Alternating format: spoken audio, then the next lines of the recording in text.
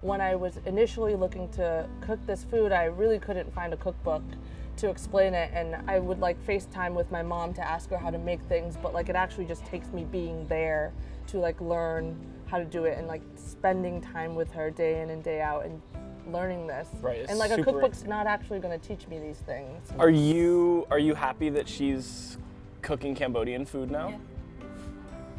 Because you can. So happy. At least she know how to cook Cambodian food. Right, Yeah. which is important. Important, yeah. There's a lot of urgency within this culture to preserve it just because of the Khmer Rouge and the genocide and the way that it wiped out so much art and culture.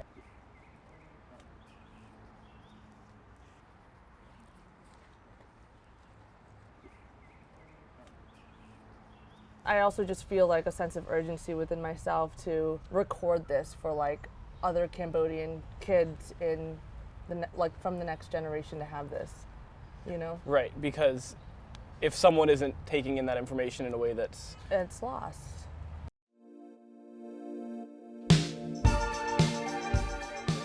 Hi, I'm Charia. I run a Cambodian food pop-up inspired by all things Cambodian and my mom. My name Kim. What? The mom.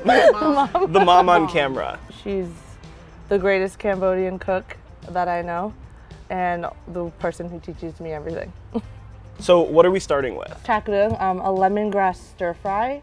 We're making a typical kreung paste, which consists of lemongrass, turmeric, galangal, and lime leaves. We have garlic here, but we'll mash this all up into a paste, and this is basically the base and the aromatics we use for the dish. So my mom's gonna walk us through the ways in which she prefers things to be cut because she's very particular. So we're doing thin slivers on this. Thin slivers, just because it's a lot easier to put them into the mortar and pestle later, and it becomes less labor intensive because it's already very labor intensive. Kreung can be a mixture of many ingredients. If you're making kreung for a coconut soup, somebody could also recognize that, yeah, you need chilies and shallots. So kreung is just like a very interchangeable word for the mother base of the dish. Too spicy. Never too spicy. So I guess when I'm cooking with my mom, we never really like measure out ingredients, and what I'm realizing is that it again goes back to like the quality of the ingredients, the strength of the turmeric and the galangal and the quality of it, and you kind of just have to gauge and like base it off on smell. You have like a pretty big piece of land, right? So you're not, it's more farmy.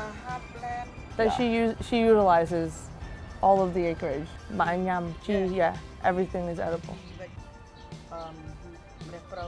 She says if it's not edible, she has no use for it. Yeah, no flower garden. No. Yeah.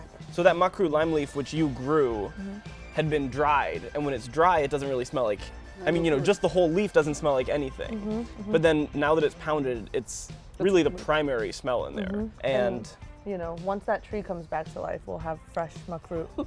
which one? The one that's really dead right there. Oh, like really dead. I'm gonna start cooking the chakreung because we have all of the components ready to go. Yeah, it already smells so intense. What is going on with those egg? Are those just egg yolks? What's happening there? Chicken eggs. The idea of this is that traditionally we'd use the whole chicken, and like sometimes it comes with the egg. The way that like when we're cooking fish dishes, and sometimes you have a fish with eggs, and kind of ideally all of the components are just there. Just in it. Yeah. Sugar. A little sugar. Sugar. Just a touch. This is chicken bouillon. So just run of the mill, whatever you can get, chicken bouillon. Yep. And then salt? And some salt. That bông đái? Oh, might don't come in. Okay. We are eating a lot of meat here, and I think that's adjusted to the American diet and just like having like a weird abundance here. Oftentimes meat in Cambodia, it's more of a condiment. You're never gonna see this much meat. Hi, Mai. So this is fermented fish paste. So wherever there's water, often in the rice fields, and whenever there was an abundance of fish, they would preserve it for the months where they didn't have an abundance of fish. It's salted fish, hai mai đã bài ly nhé, Đạm xào còn tí. and toasted rice powder. And she just lets it sun dry and age for, I mean, we have jars that are, like 5 years, 3 years, 2 years at your house. Yeah, let's just let Mama taste, really. What do you think? Do you think? I think. Put a little bit. Oh. And then I'm going to add the jalapenos. And I think now is a good time for the Tulsi, which I Tulsi. did not finish. And does that I mean, I guess I'll find out in a minute, but does that menthol sort of kick, does that cook off, or is that part no, of that the stays. finishing Yeah, flavor? it's totally Awesome. And it's like almost citrusy in this as well. We are preparing some Machew Srai, which is I think one of your favorite dishes, and something that is often prepared when you're working in the rice paddy. These are all ingredients that can be found in the rice fields. This is just like growing, and it's invasive and it's everywhere. This rice paddy herb, these flowers we're going to leave out because they're not doing so well. They've lost a little They've bit lost of their a little own, bit of as it. we all do throughout the day. Okay, so I'm going to just add some aromatics into the pot. This is super simple. You can toss this dish together. We have some, quartered or eighth crab, yes. Which is also a new addition, which I've never eaten, and I think it was because we just went a little ham at the grocery store yesterday. Yeah. This is a special occasion crab. Yeah. And then, what is this fish? This is tilapia. I don't know what the name of this fish is, but it's Srai Brahma, and it's like it's just like a salt cured fish. So then yeah. Salted fish first. Salted fish first. Okay, crab next. Crab next. This is a new one for me. The Cambodian kids are gonna watch this and be like, my mom doesn't do that. This is tamarind soup mix. It's a really amazing shortcut, and this exists in many different ingredients. If it's not this, then it's chicken bouillon. If it's not chicken bouillon, then it's like shrimp, industrialized shrimp paste. The immigrant community, for my parents especially, they came here, didn't have time to cook. So we really relied on these ingredients to complete a dish. So this is a direct replacement for just de-seeded, pounded, or blended tamarind, fresh tamarind. Yeah, and it also has onion powder, tomato powder, and MSG. MSG. So it's a little bit of a flavor boost. It is. I really like this product. Yeah. So now the fresh white fish is going in. Fresh white fish. Does it smell? It smells different, not something that I'm not used to. The crab. Okay. That lower? Okay. Oh, You want this? we forgot the tomatoes. Ma, is this new? You've never added this before. Okay. This is for the camera shot. It's just a thing we're doing now. I've had this all my life growing up, and she's just making these changes that I don't recognize on the day that we're shooting. Okay. She wants you to try this while I go set up this dining area. Okay. It was really good.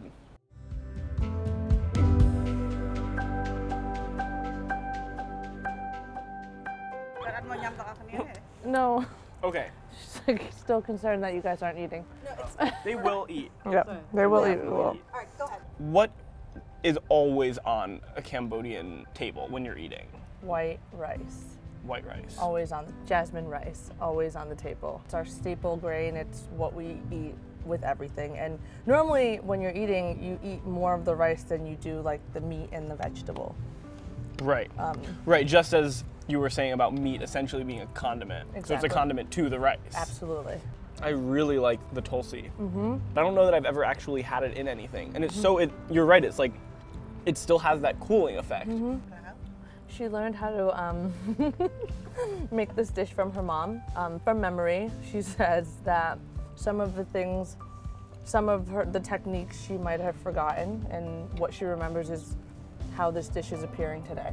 She's always been cooking since Cambodia. She's also always been farming, growing, and producing her own food. In the beginning, it was very difficult because she just didn't understand the way of living here. But then you ended up in South Carolina. And why is that? Well, we relocated for the warmer climate because while she was in Cambodia, a water buffalo stepped in a landmine, and the landmine and the shrapnel got into her body, and now she has shrapnel in her bones, and so the cold weather is something that affects the metal in her body and her condition. So the temperature of South Carolina has helped to alleviate her constant pain. A lot of Cambodians to South Carolina. And the population is growing. It's a ball man A lot of people Yeah. right now. What are the things that make this Cambodian food?